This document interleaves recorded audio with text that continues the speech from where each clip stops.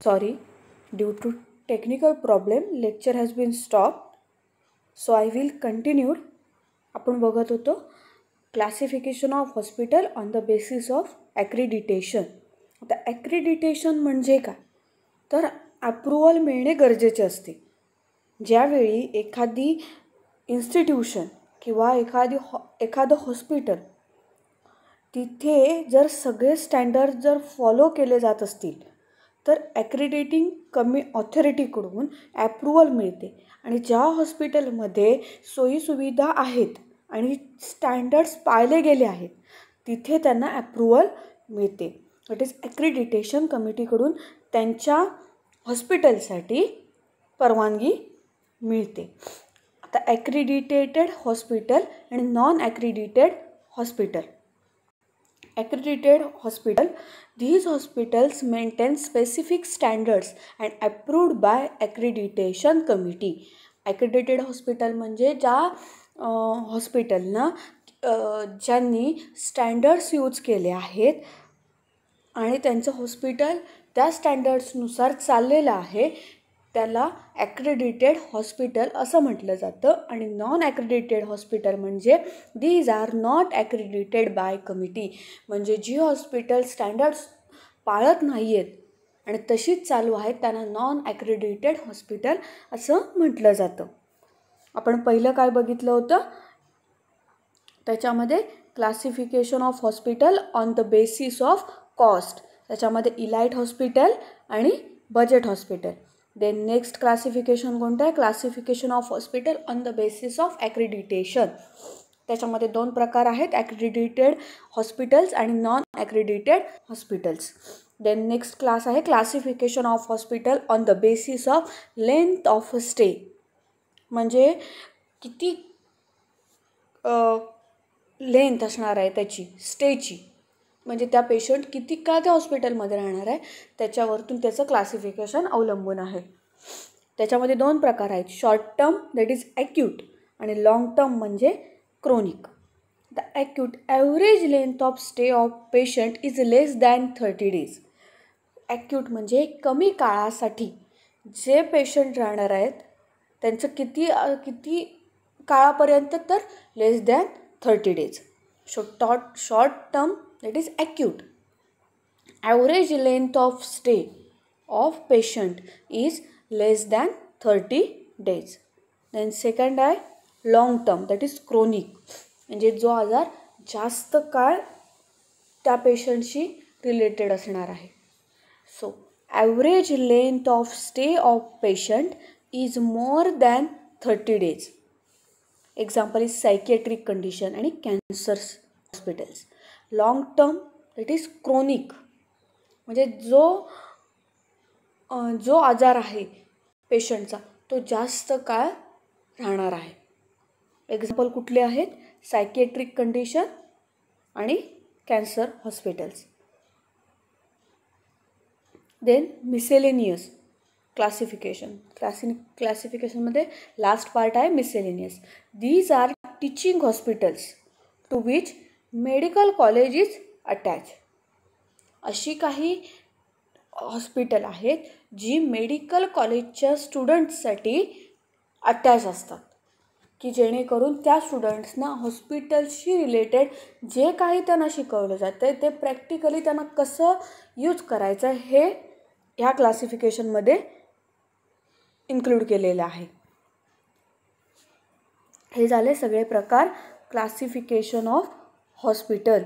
So first प्रकार आपण कुठला बघितला, ऑन द दोन पार्ट आहेत क्लासिफिकेशनमध्ये. एक आहे on the basis of clinical आणि एक आहे नॉन क्लिनिकल बेसिस. क्लिनिकल बेसिसमध्ये आपण काय बघितलं, on the basis of major disease, on the basis of anatomical specialization, then on the basis of client group, then next आहे on the basis of system of medicine. हे 4 प्रकार clinical बेसिसमध्ये येतात. Then next part आहे non clinical basis. Non क्लिनिकलमध्ये आपण काय काय बघितलं, on the basis of ownership and control. त्याच्यामध्ये आपण काय बघितलं, controlled by central government, controlled by state government, then controlled by corporation or municipality, then private trust hospital, then run by religious bodies, public limited company hospital, आणि last one होतं त्याच्यामध्ये private clinics or nursing homes. Then non क्लिनिकमध्ये second part काय बघितलं, classification of hospital on the basis of bed capacity. त्याच्यामध्ये large hospital, medium hospital, small hospitals, very small hospitals according to bed size. Then next बघितलं आपण third part, त्याच्यामध्ये classification of hospital on the basis of cost. त्याच्यामध्ये काय बघितलं आपण, कॉस्टनुसार elite hospital आणि budget hospital. Then fourth class कुठला आहे, classification of hospital on the basis of accreditation. त्याच्यामध्ये ॲक्रिडिटेड हॉस्पिटल आणि non accredited hospital. Fifth part बघितला, classification of hospital on the basis of length of stay, acute आणि chronic, short टर्मसाठी आणि long टर्मसाठी length of stay कसा असेल याच्यावरती क्लासिफिकेशन आहे. आणि देन नेक्स्ट होतला लास्ट क्लासिफिकेशन, दॅट इज मिसिलॅनियस, ते टीचिंग हॉस्पिटल फॉर मेडिकल स्टुडंटसाठी. देन ह्यात आता आपण काय काय बघितलं आहे, हॉस्पिटलची डेफिनेशन बघितली, त्याच्यानंतर काय बघितलं, फंक्शन्स ऑफ हॉस्पिटल बघितलं, देन क्लासिफिकेशन ऑफ हॉस्पिटल. हे आपण 3 पार्ट आजच्या लेक्चरमध्ये बघितले. त्याच्यावर विचारले गेलेले ह्या आधीचे जे क्वेश्चन पेपर होते ते मी यूज केले आणि त्याच्यातून तुम्हाला जे इम्पॉर्टंट क्वेश्चन्स आहेत ते मी तुम्हाला इथे सगळे दिलेले आहेत. त्याच्यामध्ये फर्स्ट काय आहे तर, give different ways in which hospital can be classified, म्हणजे क्लासिफिकेशन ऑफ हॉस्पिटल ह्याचा आन्सर ह्याच्यामध्ये आलं पाहिजे. Then what are the functions of hospital, कुठली कुठली आपण फंक्शन्स बघितलेत, त्याच्यामध्ये आहे पेशंट केअर. देन नेक्स्ट कुठलं होतं, पेशंट केअर झाल्यानंतर public health, then medical research, educational training आणि काउन्सिलिंग अँड पेशंट ॲडवाईस. ही आपण 5 फंक्शन बघितलेली आहेत. हे 1 मार्कासाठी सुद्धा येऊ शकतं, 2 मार्कासाठी किंवा 3 मार्कासाठी. Then what is elite hospital, हे आपण कशाच्या ह्याच्यावरती बघितलं होतं, according to the cost classification केलेलं आहे. त्याच्यामध्ये इलाइट हॉस्पिटल आणि बजेट हॉस्पिटल. इलाइट हॉस्पिटल आपण बघितलं. त्याच्यानंतर what is the role of nursing department in hospitals, nursing डिपार्टमेंटचं फंक्शन हॉस्पिटलमध्ये काय आहे किंवा रोल काय आहे हे आपण बघूया. Then define hospital, classify it on the basis of ownership आणि कंट्रोल. आता ओनरशिप आणि कंट्रोलमध्ये आपण काय बघितलं होतं, ओनरशिप आणि कंट्रोलमध्ये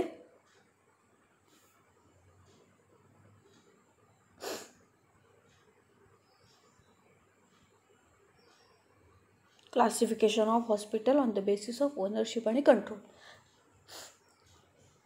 हे परत मी तुम्हाला का दाखवते तर हे क्लासिफिकेशन अत्यंत महत्त्वाची आहेत. त्याच्यामध्ये controlled by the central government, then controlled by state government, then controlled by corporation or municipality, then controlled by private trust hospital, then run by religious bodies, then public limited company hospitals, आणि last one आहे private clinics or nursing homes. Then आपण परत important क्वेश्चनकडे येऊया. Then write the functions of administrator in the hospital. हा question तुम्हाला next पार्टमध्ये मी शिकवणार आहे.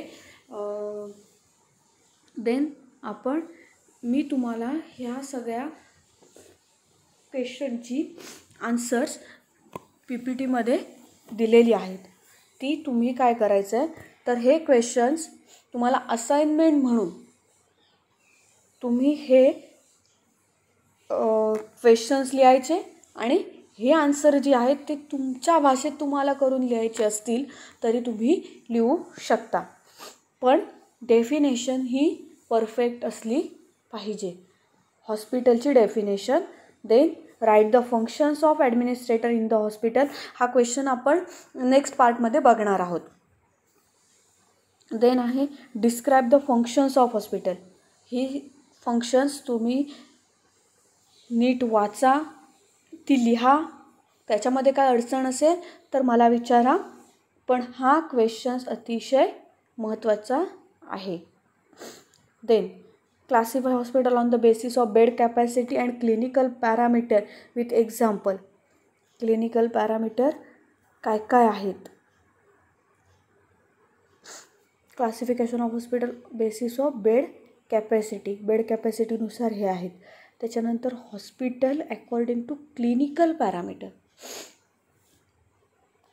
त्याच्यावरती सुद्धा परत क्लासिफिकेशन आहे. On the basis of major disease, on the basis of anatomical specialization, then on the basis of client group, on the basis of system of medicine.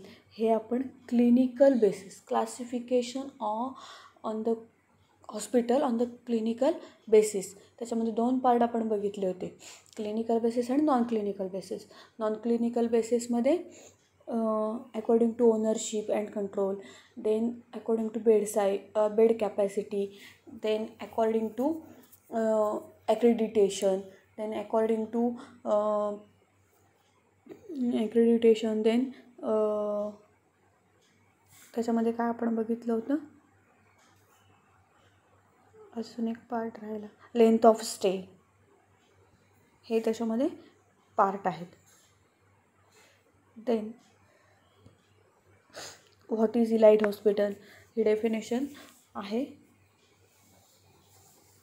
हे मी तुमचं घेतलेलं आहे. Then write about nursing services in hospital. Nursing services, आता nursing is the vital prime need of the healthcare system. The primary aim of the nursing service is to provide nursing care to patients. हे मी तुम्हाला याची answer सगळं दिलेलं आहे, ते तुम्ही वाचून घ्या. त्याच्यामध्ये काय अडचण असेल तर विचारा. हा पण एक क्वेश्चन महत्त्वाचा आहे. Then classification of hospital on the basis of ownership आणि कंट्रोल, त्याच्यामध्ये हे सगळं क्लासिफिकेशन केलेलं आहे. थँक्यू. याच्यामध्ये मी तुम्हाला क्वेश्चन्स दिलेले आहेत, आन्सर पण त्याची तयार आहेत. फक्त तुम्ही काय करायचं आहे ते तुम्ही तुमच्या नोटबुकमध्ये उतरवायचं आहे. का तर जेव्हा परीक्षा येईल त्यावेळेला ते तुम्हाला रीड करायला सोपं जाईल, जेणेकरून ती बुक यूज करा हे करत बसायला नको, तुमच्या नोट्स तुमच्याकडे प्रिपेअर होतील. So with this we are going to conclude the session and remaining part will be continued in next lecture. Thank you.